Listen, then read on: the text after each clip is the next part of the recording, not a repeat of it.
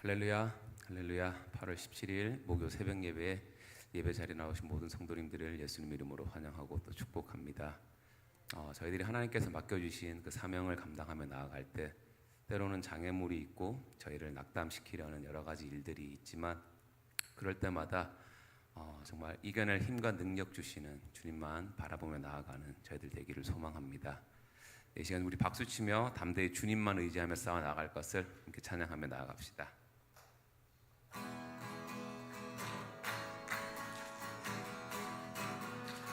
십자가 군병들아, 십자가 군병들아, 주 위에 일어나 그 들고 앞서 나가 담대히 싸우라. 주께서 승전하고 영광을 얻도록 그 군대 거느리사 이기게 하시네. 십자가 군병들아, 주 위에 일어나 그 나팔 소리 듣고 곧 나가 싸우라. 주 예수 힘을 주사 강하게 하시네. 주 예수 원수 앞에 강하게 하시네. 십자가 군병들아, 주 위에 일어나 내 힘이 부족하니 주 권능 믿으라. 복음의 갑주 입고 늘 기도하면서 너 맡은 자리에서 충성을 다하라.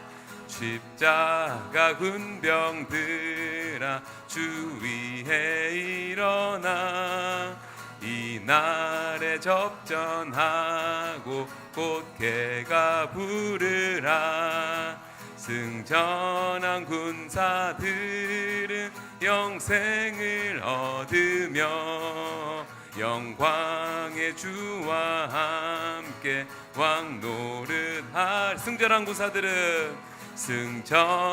군사들은 영생을 얻으며 영광의 주와 함께 왕노릇하리라. 아멘. 좋으신 아버지 하나님, 감사합니다. 오늘도 믿음을 가지고 주님 전에 나온 주의 백성들 그냥 돌려보내지 마시고 저들의 믿음을 보시고 불쌍히 여기셔서 간구하는 소리에 귀를 기울여 주시고 기도하는 모든 제목들 가운데 하나님의 인도하심만을, 역사하심만을 발견할 수 있는 귀한 아침 예배가 되기를 간절히 소원합니다. 그리하여 오늘 살아가는 저들의 삶이 하나님 앞에 드리는 거룩한 산 제사가 되게 하시고 하나님의 역사가 되어서 하나님을 만나고 깊이 간증할 수 있는 그런 열매가 있을 수 있도록 주여 인도하여 주옵소서. 간밤에 기도한 중보기도팀 하나님 올려드리오니 저들의 기도하는 소리를 기울여 주시고 응답받는 기쁨으로만 채워짐으로 하나님의 살아계심을 강하고 담대하게 바울처럼 복음에 증인된 삶을 살아내게 하시며 선포할 수 있도록 마음과 생각을 감찰하시고 주장하여 주옵소서. 올려드린 모든 기도하는 제목들 하나님 기억해 주셔서 하나님의 정한 때에 하나님의 방법으로 성취되는 놀라운 역사를 보기를 원합니다. 그리하여 여호와께만 소망을 두는 중보기도팀 다 되게 하여 주옵소서. 하나님의 교회와 나라를 위하여 수고하고 섬기는 것이니 하나님 기쁘게 받으시기를 간절히 소망합니다. 아버지 하나님, 오늘도 각 가정과 기도하는 제목들을 들고 나온 주의 백성들 하나님 기억해 주셔서 하나님의 은혜와 진리가 충만할 수 있도록 역사하시고 여호와가 나의 목자이심을 다시 한번 고백하는 귀한 시간 되게 하여 주옵소서. 오늘은 화평의 모임이 있습니다. 그 모임 가운데 예배 가운데 기름 부어주시고 그 예배 속에 주의 말씀을 묵상할 때에 깨닫는 은혜가 있게 하시고 또한 특별히 강건하게 붙드셔서 건강한 모습으로 주님 앞에 나아가는 매일의 삶이 되게 하여 주옵소서.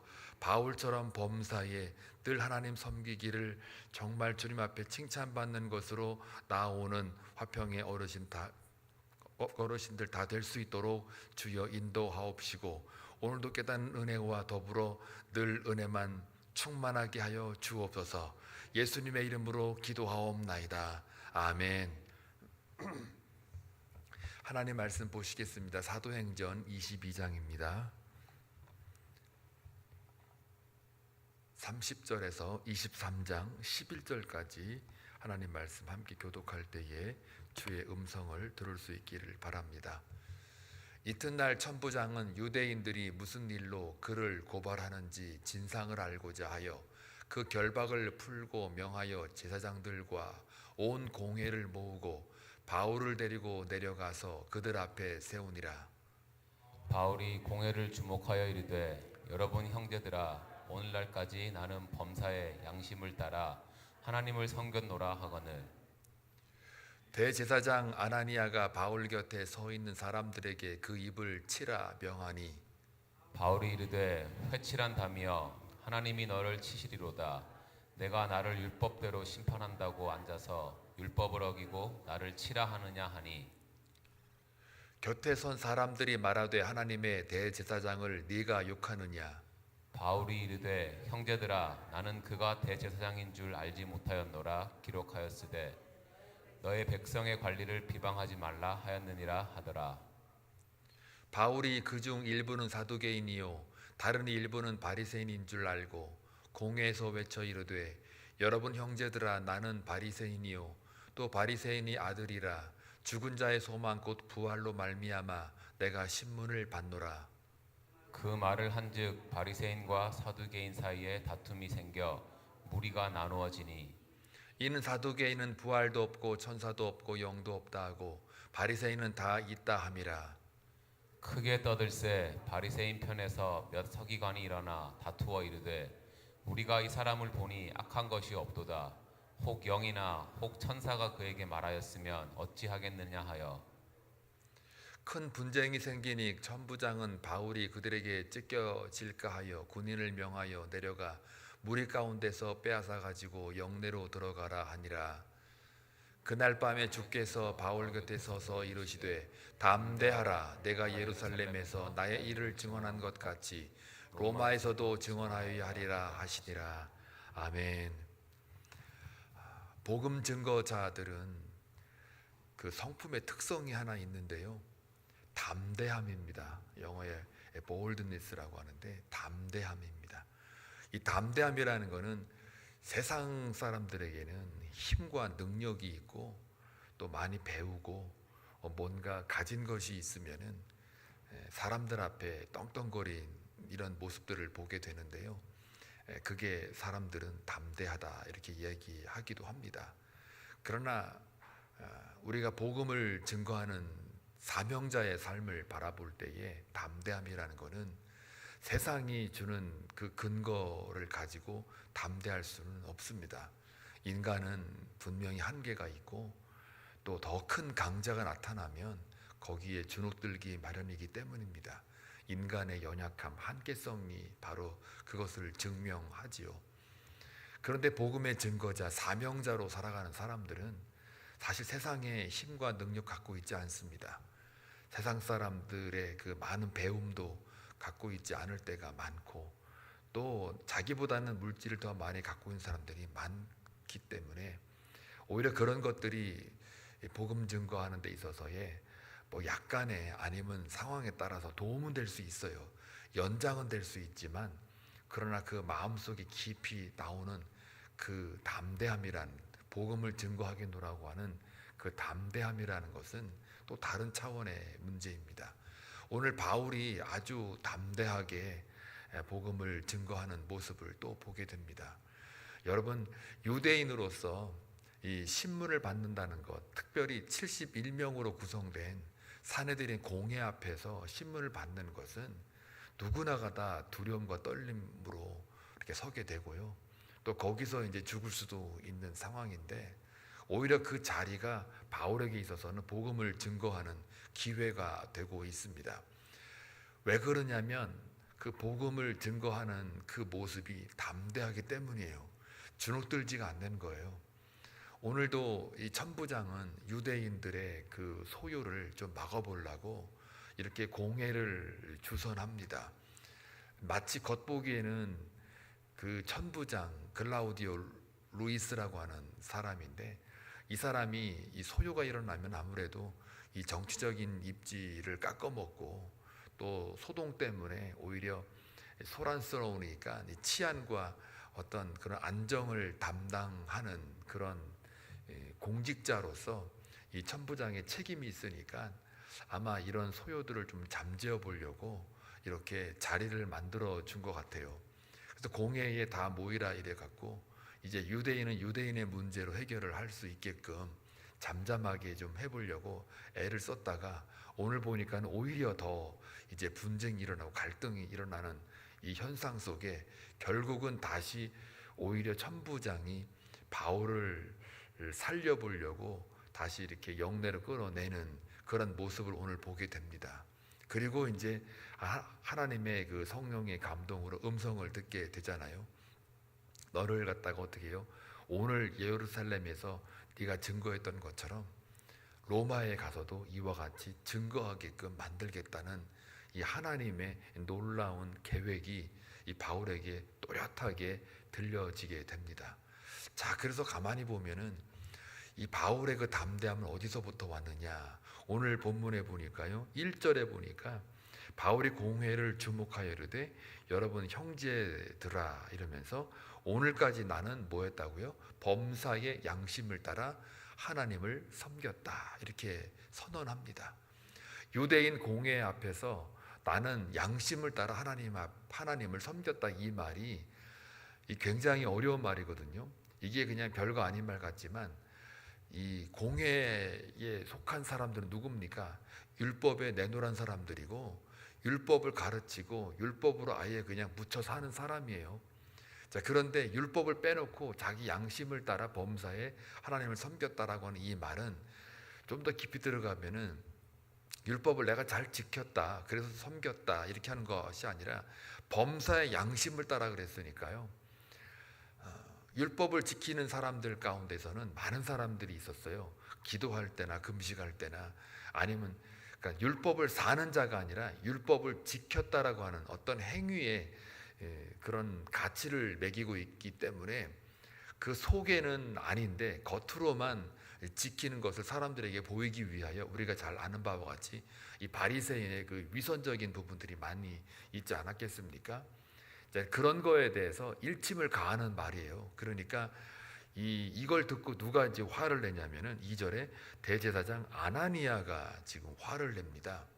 그런데 이제 본문을 쭉 보니까는 그 4절에 보니까 곁에 선 사람들이 말하되 하나님의 대제사장을 네가 욕하느냐. 아마 바울은 이 사람이 대제사장인 것을 몰랐던 모양이에요. 그런데 이제 이 대제사장의 입에서 나오는 말이 뭐냐면 그 말을 듣고 화가 났는 모양인지 사람들을 통해 가지고 뭘 하라고 그러냐면 저 바울의 입을 치라 이렇게 되어 있습니다. 근데 입을 치라라고 하는 거는 이제 하나의 범죄자로 취급해 가지고 사람들을 동요해 가지고 죄를 물으라는 얘기인데 사실은 이제 이게 오히려 그 율법으로 보면은 재판의 결과가 나오기 전에 그러니까 이 사람은 죄인이요라고 말하기 전에 죄인 취급해서 어떤 형벌을 가하게 만드는 이게 또 위법이에요. 율법을 어긴 거예요. 근데 이거를 갖다가 이제 오늘 뭐라고 그러냐면은 여기 보면은 그 5절에 바울이 이르되 형제들아 나는 그가 대제사장인 줄 알지 못하였노라 기록하였을 때 너희 백성의 관리를 비방하지 말라 하였느니라. 이 말은 출애굽기 22장 28절에 나오는 말이에요. 너희는 재판관을 모욕하게 하지 말라. 그의 말에 따르라는 그 율법이 있어요. 그러니까 지금 내 입을 치라라고 이 대제사장 아나니아가 오히려 그 명령한 것은 뭐가 돼요? 율법을 어긴 게 돼요. 그리고 바울은 또 그걸 율법을 가지고 또 이제 네가 오히려 율법을 어긴 거 아니냐라고 이제 여기 또 보면은 바로 그 말 나오죠. 그 3절에 바울이 이르되 회칠한 담이여 하나님이 너를 치시리로다.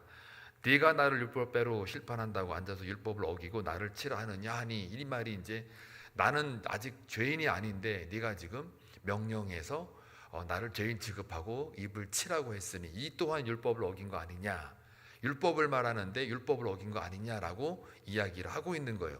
그러다가 또 사람들이 옆에서 이 사람은 대제사장인데 네가 어떻게 감히 또 그 말을 할 수 있느냐라고 하니까 또 바울이 출애굽기 22장 28절 말씀을 인용해서 당신이 대제사장이냐? 나는 몰랐다 하면서 또 그 말씀을 가지고 그것에 내가 인정한다 라고 얘기를 하는 거예요. 그러니까 바울의 입을 치라는 그 말 자체를 인정하는 게 아니고 당신이 재판장의 직분자로서 내가 그건 인정한다. 그거는 나도 바리새인이고 나도 바리새인의 아들이기 때문에 율법을 아는 자로서 인정한다 라는 얘기를 하고 있는 거예요.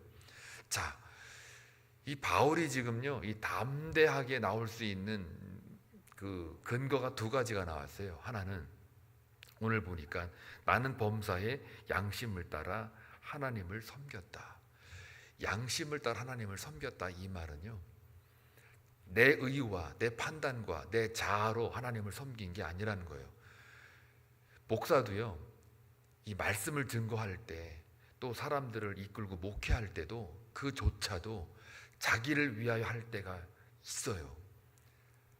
말씀을 뭐 이렇게 잘 증거하고 사람들이 은혜 받았다고 할 때 우쭐해 가지고 들어가서 야, 역시 나는 말을 잘해, 요렇게 만약에 조금이라도 이 생각이 들어가잖아요. 저도 모르는 사이에, 아니면 목회자들도 모르는 사이에, 그러면 그 또한 그게 양심을 따라 하나님 섬긴 게 아니에요. 그건 율법적으로 섬긴 거예요.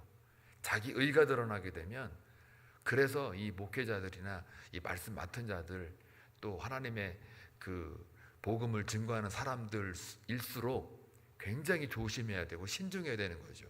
참 어려워요. 그러니까 강하고 담대하게 사람들 앞에서 이 바울이 나는 범사에 뭘 하든 간에 양심에 따라, 그러니까 도덕적 양심을 말하는 게 아닙니다. 하나님을 향한 그 마음, 하나님을 위하여, 하나님의 이름을 위하여, 하나님의 영광을 위해서 하였다라는 이거를 내가 감히 말할 수 있다라는 이야기예요. 내 의나 내 자아, 내 잘남을 증명하는, 고급함을 증명하는 이것으로 한 적이 없다라고 아주 단호하게 선언하고 있는 거예요. 말씀을 전하든 선한 일을 행하든 뭐 남을 섬기든 간에 뭘 하든 간에 나를 위하여 한 적이 없다, 내 마음에 거리낌이 없다, 이것만큼은, 이렇게 강하게 이야기를 하고 있는 거예요. 떳떳한 사람, 정직한 영으로 새로워진 사람만이 담대할 수가 있습니다. 억울해도 그것이 만약에 내가 정말 진실과 진리로 내가 그랬다면 억울할 것도 없어요. 하나님은 아시지, 하나님이 나를 아시지라고 하는 이 사람 앞에서는 우리가 뭐라고 당해낼 자가 없는 거죠. 당당하게 하나님 앞에 선한 양심으로 들어가는 자들은 담대할 수밖에 없어요. 그래서 이 바울이 자기가 살아오는 그 삶 순간순간마다 자기가 복음을 증거하든 사람 앞에 무슨 말을 하든, 신문을 받든 또 공회 앞에 서 있든 간에, 감옥에 있든 뭐 간수를 만나든 지나가다가 어떤 여인을 만나든 뭘 하든 간에 범사에 양심대로 하나님을 섬겼다, 이렇게 감히 말할 수 있다라는 거죠. 저와 여러분 한번 생각해 보세요. 여러분은 정말 하나님 앞에 양심대로 나는 하나님을 섬겼다라고 말할 수 있으십니까? 지금이라도 그래도 나는 새벽에도 나오니까 그래도 안 나온 사람보다는 양심대로 내가 섬겼지, 이렇게 말할 수 없을걸요. 쉽지 않습니다. 새벽이든 수요 예배든 아니면 일터에서든 어디에서든 간에 범사에 내가 양심대로 하나님 섬겼다, 이 말을 하기가 쉽지가 않아요. 근데 바울은 이거를 공회 앞에서 한다는 거죠. 그만큼 성령의 충만함으로 그들 앞에 떳떳이 내가 지금 증거하고 있는 이 복음, 그게 나는 양심대로 당당하게 말할 수 있다. 누가 뭐래도 너희들이 율법의 잣대를 나한테 들이대도 나는 당당할 수 있다. 이게 대단한 거예요, 사실은. 그래서 이 말을 우리가 할 수 있도록 도전해 봅시다. 저도 항상 말씀을 맡은 자로서 책임을 다하기 위해서 조금이라도 내 의의가 드러나지 않는가 늘 반성하고 성찰하고 기도합니다. 여러분도 직분을 맡은 자들이기 때문에 그 직분을 맡으면서 정말 내가 범사의 양심대로 하나님을 섬긴 사람인지 바울의 그 선언을 보고 하나님 나도 이와 같은 선언을 하기를 원합니다. 하나님 나에게 그러한 담대함을 어디서든지 복음을 증거할 수 있는 마음을 주십시오 라고 우리가 기도하기를 소원합니다. 자, 그래서 이렇게 그 바울의 그 담대함은 바로 양심대로 하나님을 섬겼다는 것에 나오게 되고요. 그 다음에 두 번째는 말씀을 가지고, 율법을 잘 아는 말씀을 가지고 그 말씀으로 대제사장을 이렇게 반문하며 또 인정할 거는 인정한다는 거예요. 그러니까 하나님 말씀을 모르면 오늘 이와 같이 그 출애굽기 22장 28절을 모르면 뭐 대답을 할 수가 없는 거죠. 내가 지금 복음을 증거하는데 이러면서 오히려 또 자기의 의의를 드러날 수도 있는데, 오히려 그 말씀을 또 율법을 잘 아는 자들 앞에 율법을 가지고 자기를 변호하고 변증하고 있는 거예요. 우리가 변증하고 변론할 수 있는 그 근거는 단 하나예요. 성경 말씀이에요. 하나님 말씀으로 세상 사람들 앞에 섰을 때 그 말씀으로 변론하고 변증하는 거지, 내 말로 세상의 학문으로 변증하는 게 아니에요. 저도 이렇게 철학이나 여러 가지 종교들을 많이 배우긴 했지만 그거는 말씀을 가지고 그 말씀으로 변증하기 위해서 그 말씀이 진리라는 거를 하나의 그쪽으로 유도하기 위해서 하나의 툴로서 잠깐 쓰는 하나의 도구일 뿐이에요. 그게 메인이 아니거든요. 세상 사람들은 이성과 논리를 좋아하니까 그것대로 어느 선까지는 그것으로 끌고 가요. 그러나 말씀이 거기서 딱 이제 만났을 때는 거기서 점핑하는 거예요. 그 점핑할 때 여기까지는 우리가 끌고 갈 수 있는데 논리와 이성으로 납득을 할 수 있으나 요 다음부터는 우리가 탁 내려놓고 가야 된다라고 하는 것을 이야기를 하게 돼요. 이거는요, 철학이나 아니면은 종교의 논리만 그런 게 아니고 과학도 그래요. 사회과학도 그렇단 말이에요. 과학 분야도, 물리학도 그렇고 화학도 그래요. 다 어디까지는 쭉 논리로 이렇게 실험으로 검증으로 가다가 어느 선에 딱 도달하면요, 그 다음에 점핑을 해야 돼요.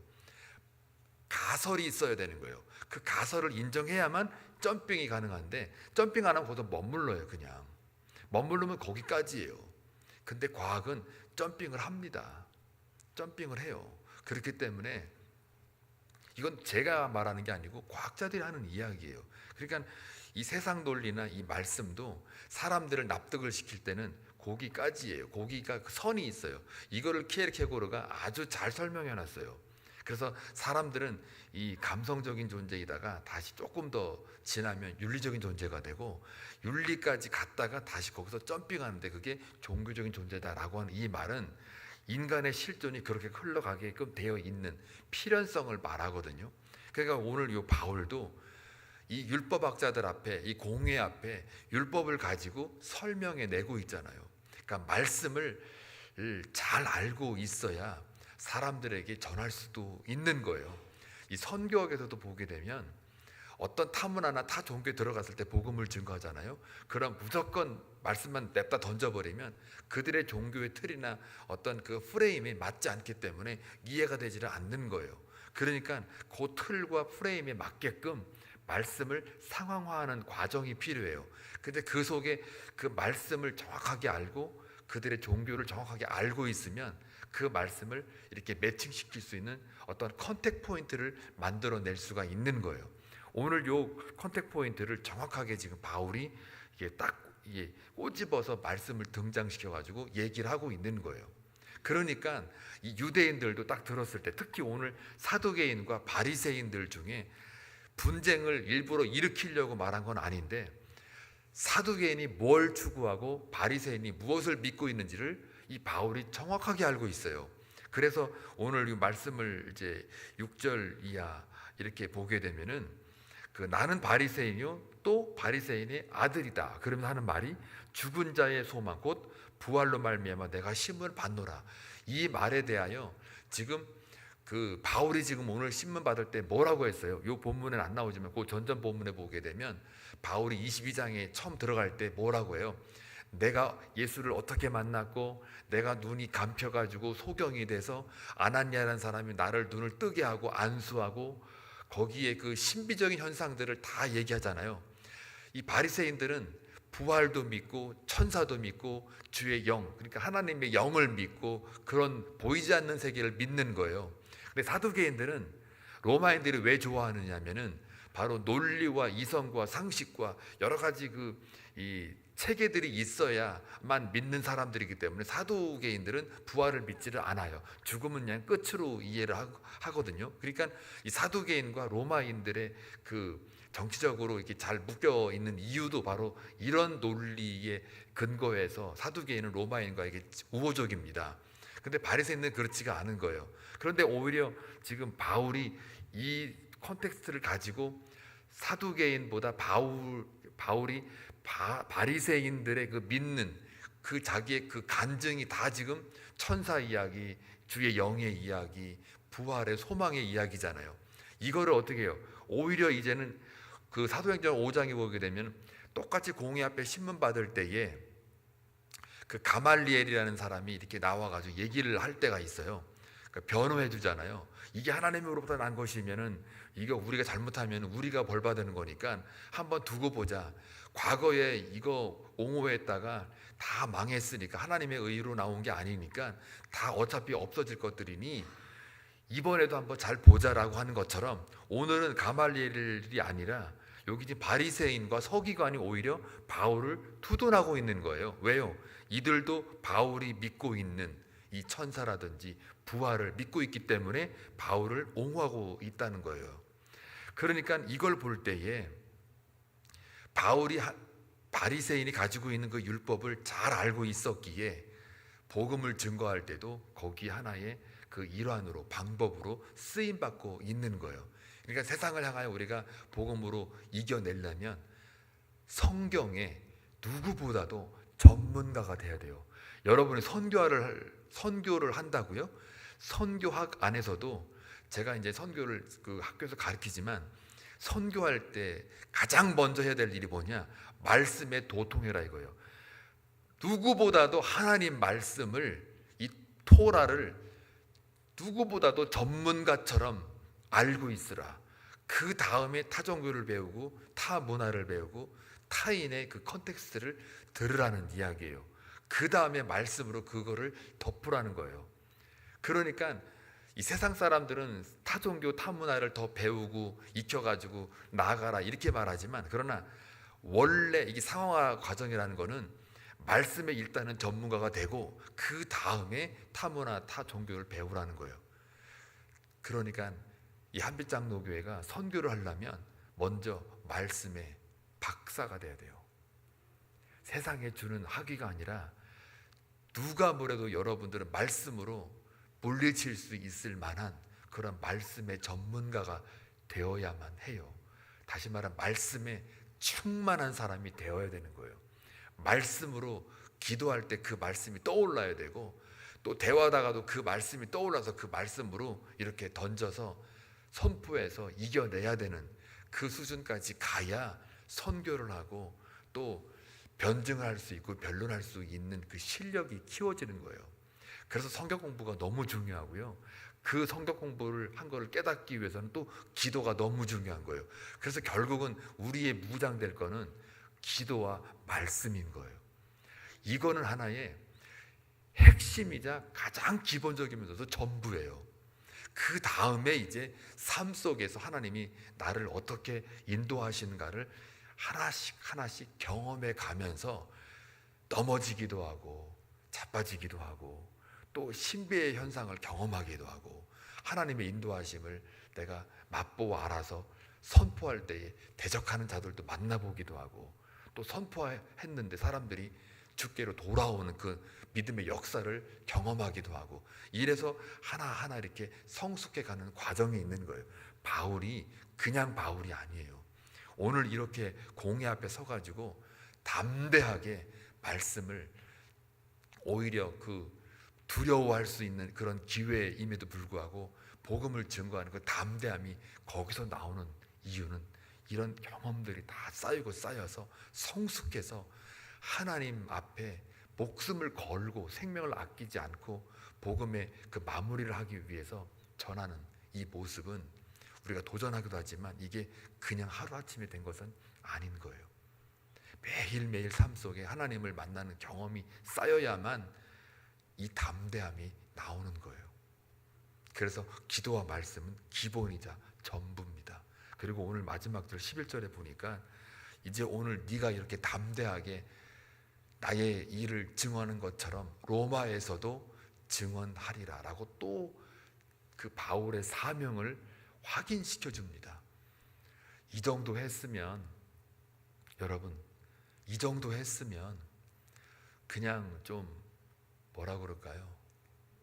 생명을 좀 이렇게 남은 생애라도 좀 이렇게 잘 살게, 우리식으로 말하면 잘 살게 하면 될 터인데, 로마에서도 이렇게 증언하여야 하리라, 이 말은요, 너 거기서 죽으라는 거거든요. 너 거기서 오늘 네가 죽을 뻔했지, 자, 이것처럼 로마에서도 이와 같이 증언을 해야 돼 라고 하나님이 확인을 시켜줘요. 그리고 바울이 이 정도 했으면 됐지, 또 뭐 로마까지 가요, 이게 아니라 오히려 그 로마로 가는 이것을 더 사모하고 잡힌 것을 좋아하잖아요. 이게 우리 같으면 잡히는 거 좋아하겠습니까? 안 잡히게 달라고 기도하지 잡히는 걸 좋아하지 않잖아요. 사명자는 그런 거예요. 거기까지 수준이 오니까요, 믿음 수준이 오니까 담대함은 따놓은 당상에 그냥 자연스러운 거예요. 담대하려고 한 게 아니라 그냥 담대해지는 거예요. 뭐가요? 그 안에 진짜 생명이 있고 진짜 복음이 거기에 꽉 박혀 있기 때문에 그래요. 어떠한 것도 흔들 수 있는 그 존재가 없어요. 사탄이 아무리 쥐흔들어대도 안 돼. 감옥에 쳐넣어도 안 흔들려요. 목에다 칼을 들이대고 너 죽을래 해도 안 흔들려요. 70인명이 달라붙어가지고 율법의 그 전문가들이 딱 달라붙어가지고 바울을 막 쥐흔들어도 안 흔들려요. 하나님이 오히려 로마로 가리라 확인을 시켜주는데도 이게 오히려 그게 더 그냥 흔드는 게 아니라 더 그냥 콱 박아놔요. 잘 박힌 못처럼 흔들림이 없는, 오히려 기뻐하며 즐거워하며 이제 드디어 가는구나, 찬송을 부르고 있는 거잖아요. 이러니 하나님이 얼마나 이뻐하겠어요. 순교를 당해도 이 수준 되면 순교가, 그러니까 이 세상에 어떤 권세든 간에 바울을 흔들 수가 없어요.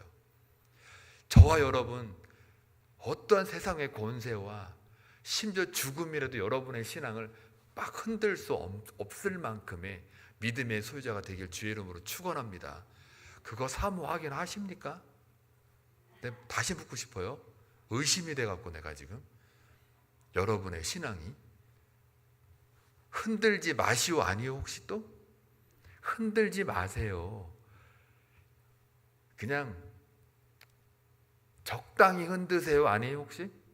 죽음으로도 흔들 수 있는데 끄떡도 안 하잖아요. 여기 지금 세상의 권세를 흔들으면 다 넘어갈걸요? 우리 기도합시다. 바울에게 준 이 믿음의 분량은 바울 거예요. 여러분은 여러분 거가 있어요. 분량이 따로 있어요.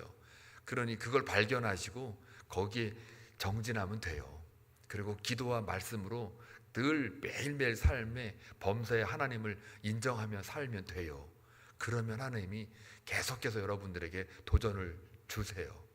그리고 또 큰 것을 맡기세요. 아직 더 큰 것을 맡기지 않을 수도 있어요. 지금 내 형편에 맡긴 게 있을 거예요. 그러나 착하고 충성된 종아, 내가 너에게 더 큰 것을 맡게 할 때, 더 큰이라는 거는 이제 앞으로 진보해 나갔을 때, 믿음의 진보가 있을 때 더 큼이라는 게 있는 거예요. 맡김이. 그러니까 바울은 바울대로 가요. 여러분 여러분대로 갈 거예요.